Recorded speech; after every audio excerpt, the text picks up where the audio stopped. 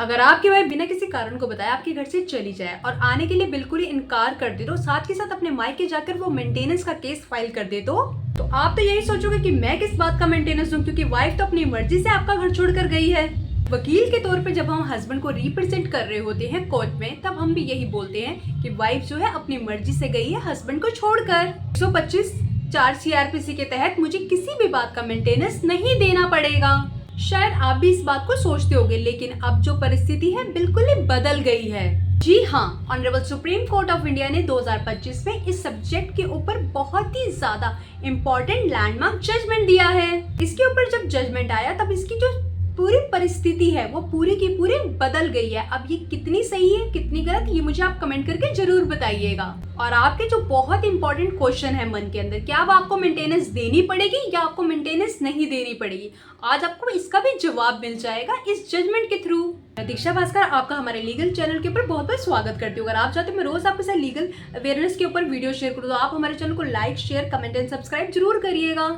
अगर husband proof कर दे कि वाइफ जो है अपनी मर्जी से घर छोड़कर गई है और साथ के साथ हस्बैंड ने सेक्शन 9 की एप्लीकेशन को भी मूव कर दिया था, तब भी वाइफ वापस नहीं आ रही है, तब भी क्या हस्बैंड को मेंटेनेंस देना पड़ेगा या नहीं? तो आज इन सारे सवालों का जवाब मिलेगा हमें इस लैंडमार्क जजमेंट के बारे में, जिसका नाम है रीना कुमारी वर्सेस दिनेश कुमार महतो 2025। इस जजमेंट का आपके साथ लिंक शेयर कर रही हूँ, अगर आप चाहते हैं तो आप इस जजमेंट को कंप्लीट पढ़ सकते हो।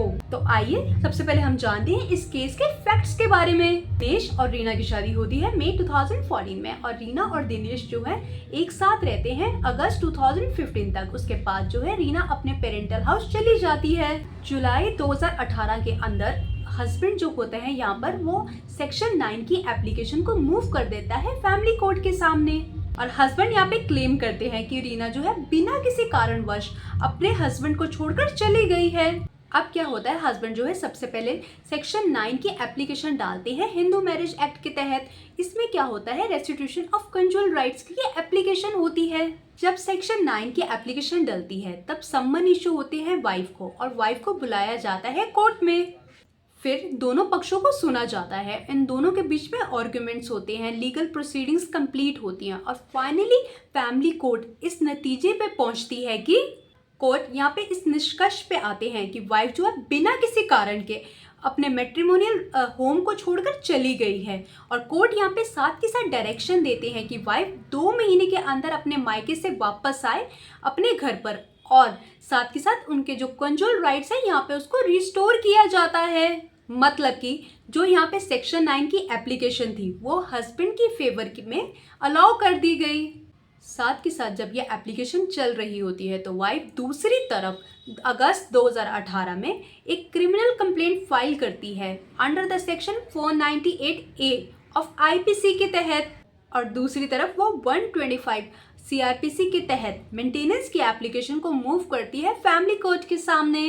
2019 के अंदर सेक्शन 125 CRPC के तहत वाइफ के द्वारा एप्लीकेशन को मूव किया जाता है। अब 125 ऑफ CRPC कहता क्या है, वाइफ इस बात को प्रूव कर दे कोर्ट में कि वो अपने आप को मेंटेन नहीं कर सकती और अपना जीवन यापन खर्चा भी नहीं चला सकती और उसका हस्बैंड सक्षम है, ऐसी सिचुएशन में हस्बैंड को अपनी वाइफ को मेंटेनेंस देनी पड़ेगी। जब यहाँ पर 125 CRPC को डिसाइड किया गया तो यहाँ पर कोर्ट ने, जी हाँ, हस्बैंड यहाँ पे अपने आप को मेंटेन कर पा रहा है लेकिन वाइफ यहाँ पर अपने आप को मेंटेन नहीं कर पा रही है, और यहाँ पर हस्बैंड की ड्यूटी है कि वो अपनी वाइफ को मेंटेन करे। इसलिए हस्बैंड को यहाँ पे डायरेक्शन दिया गया कि वो हर महीने 10,000 रुपए देंगे अपनी वाइफ को मेंटेनेंस के तौर पर 125 CRPC के तहत। अब ये देखिए आप, एक शहर के 2 कोर्ट्स के अलग अलग व्यूज आए। देखिए, एक कोर्ट तो बोल रही है जो सेक्शन 9 का रीजन है वो तो हमें समझ नहीं आया, जो वाइफ है वो बिना किसी कारण के आपको छोड़कर चली गई है, इसलिए सेक्शन 9 की एप्लीकेशन फेवर में जाती है हस्बैंड के। और दूसरी तरफ 25 CRPC के तहत आपको 10,000 रुपए देने हैं अपनी वाइफ को। अब ये दोनों ऑर्डर्स अपने आप में ही बहुत ज्यादा कॉन्फ्लिक्ट क्रिएट कर रहे हैं। इसी वजह से जो हस्बैंड है वो दिनेश, वो पहुंचते हैं ऑनरेबल हाई कोर्ट के सामने। साथ के साथ यहाँ पे हस्बैंड जो होते हैं यहाँ पर चैलेंज करते हैं 125 के ऑर्डर को रिवीजन पिटीशन के अंदर। तो हाई कोर्ट के अंदर दोनों पक्षों के आर्गुमेंट्स होते हैं। ऑनरेबल हाई कोर्ट दोनों पक्षों को सुनकर ये डिसाइड करते हैं कि सेक्शन 9 की डिग्री हस्बैंड के फेवर में है।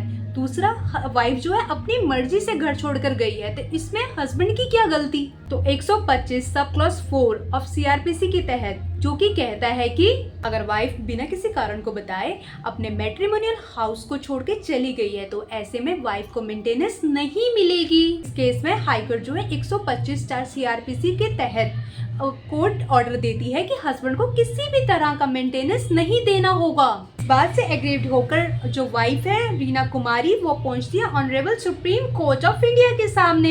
यहाँ पर वाइफ सबमिशंस करती हैं कि जी हाँ, सेक्शन 9 की एप्लीकेशन तो लगाएगी, लेकिन मेरे से कभी किसी ने पूछा ही नहीं कि मेरे साथ कितनी क्रूरैलिटी हुई है। अगर मेरे साथ क्रूरैलिटी हो रही है तो मैं ऐसे में कैसे उस घर पे रह सकती हूँ, चाहे वो फिजिकल क्रूरैलिटी है या फिर मेंटल क्रूरैलिटी है। और साथ के साथ मेंटेनेंस तो मेरा हक है, मुझे वो आपको दिलवाना चाहिए। और दूसरी तरफ हस्बैंड का सेम आर्गुमेंट था कि जी हाँ, ये अपनी मर्जी से गई हैं, सेक्शन 9 की मैंने एप्लीकेशन लगाई, सेक्शन 9 के जो ऑर्डर्स हैं वो मेरी फेवर में हैं और इसी वजह से मैं किसी बात का मेंटेनेंस नहीं देना चाहता। तो honourable supreme court of India ने दोनों पक्षों के आर्गुमेंट्स को सुना। जी हाँ, honourable supreme court of India ने कहा कि अब वक्त आ गया है कि हम इस इशू के ऊपर डिटेल में फाइंडिंग करें। सुप्रीम कोर्ट ऑफ इंडिया ने इस बात को एक्सेप्ट किया कि हमारे देश की काफी सारी हाई कोर्ट्स की अलग अलग व्यूज हैं। कुछ हाई कोर्ट्स कहती हैं कि अगर वाइफ अपनी मर्जी से गई है तो 125 सीआरपीसी के तहत आपको मेंटेनेंस नहीं देना होगा। और दूसरी तरफ कुछ हाई कोर्ट्स कहते हैं कि नहीं, आपको तो मेंटेनेंस देना होगा।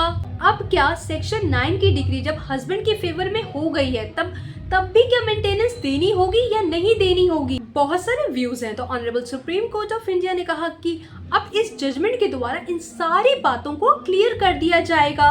ऑनरेबल सुप्रीम कोर्ट ने कहा कि हमें सबसे पहले तो 125 सीआरपीसी के महत्व को समझना पड़ेगा। अगर किसी कारणवश पति की क्रूरैलिटी के कारण या पति के अत्याचार के कारण और वह इस कारण से अपने वापस घर आके बैठ जाती है तो ऐसे में पति की जिम्मेदारी है कि वो अपनी पत्नी का भरण पोषण करे। लेकिन यहाँ पे 125 का मतलब ये नहीं है कि हस्बैंड को पनिश किया जाए और उसको प्रेशर करके उससे पैसे निकलवाए जाएं। इस सेक्शन का बिल्कुल भी ऐसा एम नहीं है, बस सिर्फ इतना सा एम है कि वाइफ का जो है भरण पोषण हो जाए। और दूसरी बात, honourable supreme court of India ने ये कहा कि जो वायलेंस होती है वो कई बारी जो होती है फिजिकल होती है और कई बारी ये वायलेंस जो होती है वो मेंटली भी हो सकती है। देखिए, कई बारी क्या होता है, कुछ घाव जो होते हैं वो दिखते नहीं है, लेकिन जिसके साथ बीतते हैं सिर्फ उसी को पता चलता है। Honourable supreme court of India ने कहा कि हमारे सामने जो केस आया है इसको देख के पता चलता है कि कहीं ना कहीं यहाँ पर मेंटल वायलेंस थी।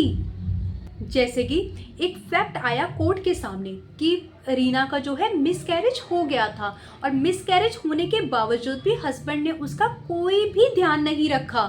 Honourable supreme court of India ने माना कि ये फिजिकल वायलेंस तो नहीं है, लेकिन ये मेंटल वायलेंस तो है। उस मिसकैरेज के कारण उस वाइफ ने क्या ट्रॉमा फेस किया है वो सिर्फ वो वाइफ ही जान सकती है। और साथ के साथ honourable supreme court of India ने कहा कि जब हम 125 की एप्लीकेशन को डिसाइड करते हैं तब हमें थोड़ा सा लिबरल व्यू देखना पड़ेगा। देखिए, जब वाइफ के ऊपर फिजिकल या फिर मेंटल वायलेंस होता है तो वाइफ को घर छोड़कर भी जाना पड़ सकता है, चाहे आपके पास सेक्शन 9 का ऑर्डर हो। नो डाउट कि यहाँ पे फैमिली कोर्ट कह रही है कि सेक्शन 9 का जो ऑर्डर है वो हस्बैंड की फेवर में है, लेकिन इस बात से आप वाइफ को मेंटेनेंस के लिए मना नहीं कर सकते। जो मेंटेनेंस राइट है वो तो वाइफ के पास रहेंगे।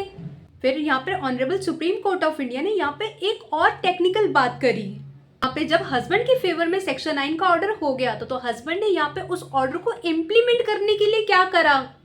अगर हस्बैंड चाहता तो वो फैमिली कोर्ट के अंदर डिवोर्स पिटीशन फाइल कर सकता था इस ग्राउंड के ऊपर। ये ग्राउंड होता है कि वाइफ ने मना कर दिया है मेरे साथ रहने के लिए, लेकिन यहाँ पे हस्बैंड ने ये भी नहीं किया। और दूसरा, अगर वो चाहते तो वहां पर इस ऑर्डर की एग्जीक्यूशन डालते ऑर्डर 21 सीपीसी के तहत। अगर वो चाहते तो इस ऑर्डर को इम्प्लीमेंट करवा सकते थे। यहाँ पे पता चलता है कि हस्बैंड की जो मंशा थी सिर्फ और सिर्फ इस ऑर्डर को लेके रखने की थी। यहाँ पर ये हुआ कि यहाँ पर रियलाइज किया गया कि वाइफ की तो यहाँ पे कोई गलती ही नहीं थी, तो इस वजह से हस्बैंड को वाइफ को मेंटेनेंस देनी पड़ेगी।